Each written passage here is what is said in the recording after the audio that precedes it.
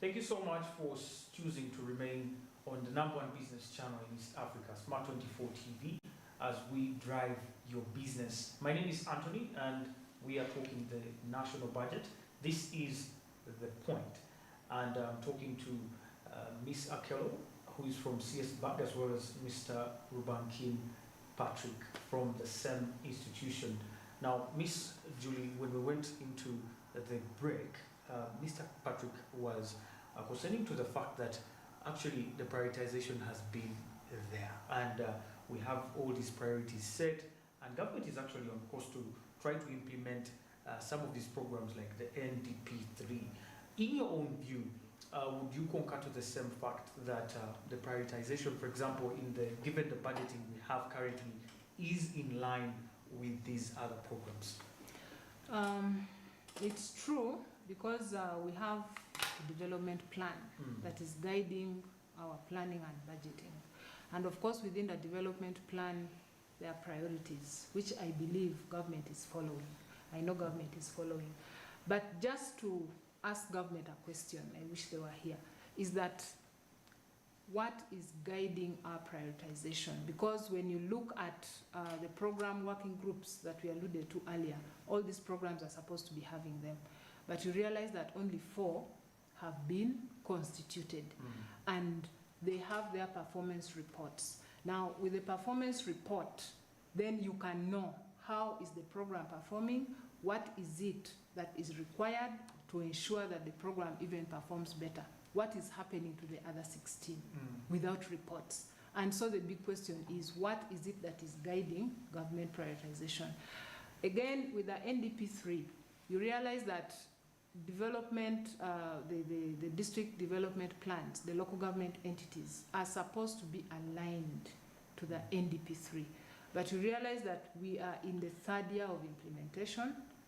The NDP3 has been reviewed, but there are some entities that do not until now have their development plans aligned. And so what is informing government to be giving money to some of those entities? Because then if they are not aligned, what is the problem? How then do they account, for the monies they have been given? How do you evaluate their alignment or performance or contribution to the NDP3? The recent review, actually, there was the NDP3 review which happened, the midterm review. And of the over 4,000 indicators we have, about 17% only have been achieved. And yet we are almost beyond half. And so some of those are the things that we would think that should actually inform government planning and budgeting. Yes, we appreciate that the NDP3 came at a time when COVID hit, but with the midterm review, some of those findings should inform their planning and budgeting going forward. Because if we are talking about now beginning to draft NDP4, because the review informs the NDP4, I mean, what is it that you are going to evaluate, and yet there are certain other assignments which you haven't yet concluded. So my issue is government should be able to evaluate the NDP3, assess its performance so that it can improve or inform the next planning and budgeting. So we're like one of those students who are going into a new term right now, and they still have holiday package. Oh yeah. Absolutely. Now, Mr. Patrick, I want to start with you on the issue of public debt stock. I don't know, the time the governor came out last year, I think in December, and said our debt stock is at 80 trillion, I almost lost sleep. I'm that passionate about my country. I think, and then I compared our debt stock to Kenya, and I was like, okay, I think we are not that bad. And then I looked at other economies, and I said, okay, I think we can sustain this. But the question here is not whether our debt is big compared to our GDP or whatsoever, but is our debt repayable? There's that time when one of the newspapers in Uganda published that every Ugandan owes at least 1.5 million. I don't know if that statistic has changed, but if it has changed, it has probably increased from that. But does our debt situation really concern you, especially when it, as you now in the civil society, advocacy groups, do you see our debt coming down anytime soon, or we actually on a safe track? Okay, thank you. You see, the issue of debt is something which is very disturbing. Even for us from the civil society side, we are concerned because if you look at the projection, our debt has been growing over the past number of years. It has been on an upward trajectory. And there's so many issues that brought us to this point. COVID was one of the triggers that brought us to this point. We had issues to do with increased borrowing for infrastructural development by government. We saw monies going for infrastructures like roads, electricity generations, which was good anyway. But the stage at which debt has reached now, we have gone beyond, because the projection is now more than close to 53% of our GDP. That means the benchmarks that we had in place, like the Charter of Fiscal Responsibility, now we are crossing the red line. But when again you look at this debt, there are positives, because there are some indicators that gives us hope anyway. Because if you look at now the composition of debt that we have, which is repayable in the next 1 year, because those are some of the indicators which is in the debt framework. And I think we haven't crossed that much. That means most of our debt are not within the short run, falls in the medium to long term. So which is still positive. So now that means we need to mobilize way much more resources in the short run so that we're in position to offset our obligations. The more debt rises, brings in the question of how much is left for service delivery, because that means our obligations for debt repayments definitely will go up, and that is now being witnessed in the current projected budget. You're seeing now the obligations towards debt servicing, interest payments, because now interest payments is even increasing from 4 trillion to 6 trillion. So now you can see the burden. But now, I don't think government is about to stop borrowing any day. That's what I say. But the question will be, if they are to borrow, they need to get that money, invest in productive sectors of this economy so that we have returns. As in, the money we invest in these productive sectors can generate more money. One, we expand our economy. We are currently borrowing to pay wages and salaries. I don't think we are borrowing to pay wages and salaries necessarily. We are borrowing to invest. But the challenge is we borrow money when we are not ready. So some of these monies even draw commitment fees, and we even start repaying them before we have even benefited from them. So that's, to me, that's what really puts us down. And if government can have prudent debt management and also have changes to do with public investment management, because that's where the monies are going. Huge infrastructure projects, but we contract for it and we are not ready to execute such a project. So we lose a lot as a country. To be honest, let's just talk about Karuma, for example. Karuma Owen, I'm going to call it Owen Falls Dam, but Karuma hydropower plant.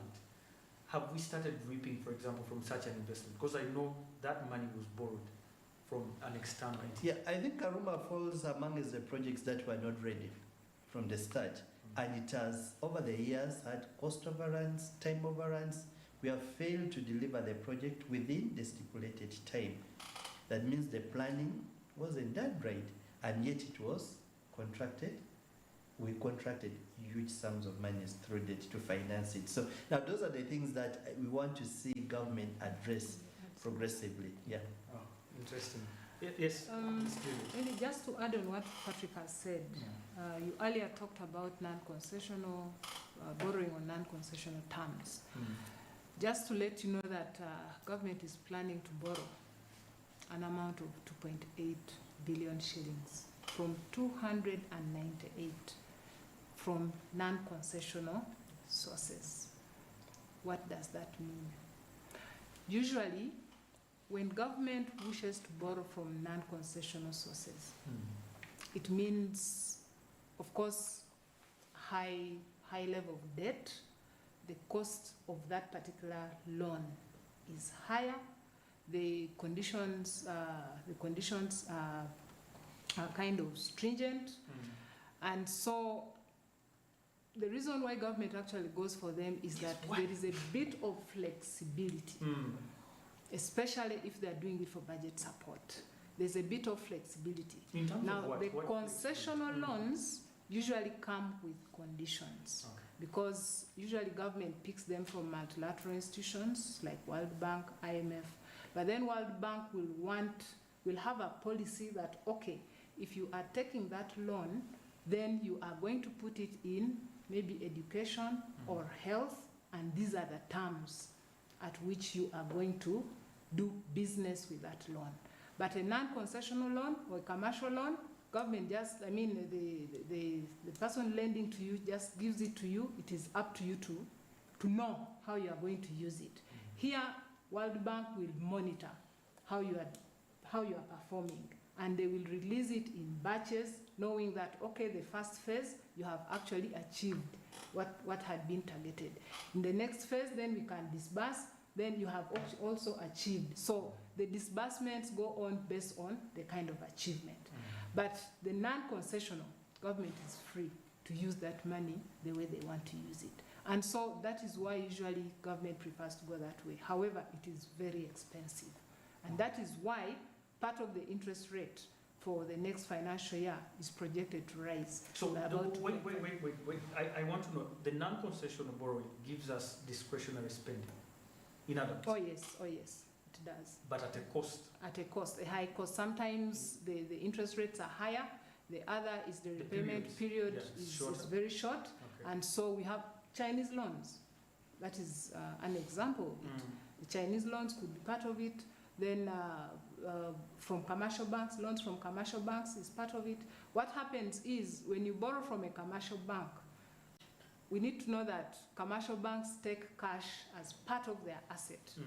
And so there is no way you are going to take long they are going to give you a long repayment period, because for them, they're in business. They want their monies back as quickly as possible so that they can lend it to another person.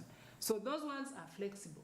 But in such a scenario, it's very good if government had proper strategies to ensure that that loan is implemented, and then it is actually able to bring returns so that it can pay. Because the principle of having a loan is you get a loan and it pays for itself. But you'll realize that if you did an analysis, there are certain projects that are almost getting to their close of term, but you find it has performed up to maybe about 20% only.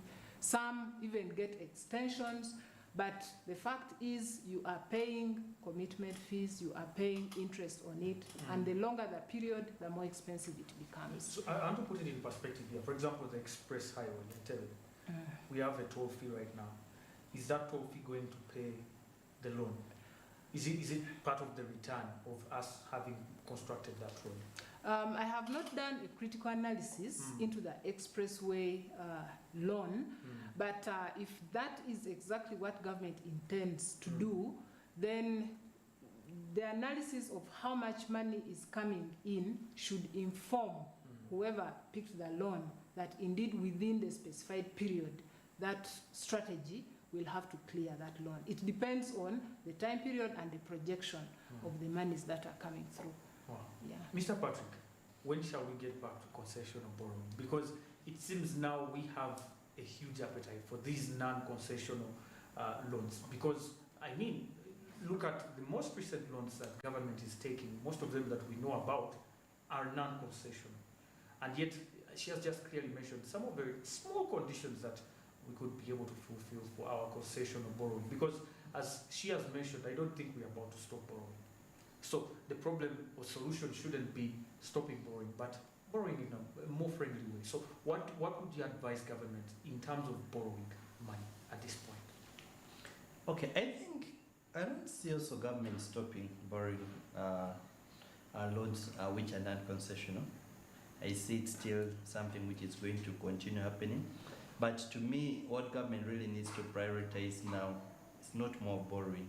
We need to ensure that we mobilize our resources domestically. That should be the target. Domestic financing. Domestic financing. We mobilize our resources domestically to finance whatever need that we have to finance our budgets, so that we reduce on borrowing. Yeah.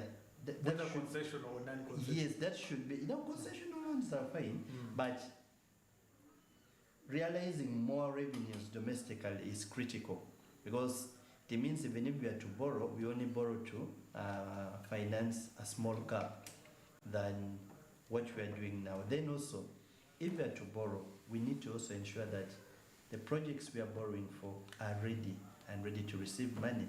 Not these situations where we borrow for projects that are not even ready. So that should also be key as government goes ahead to borrow. Wow.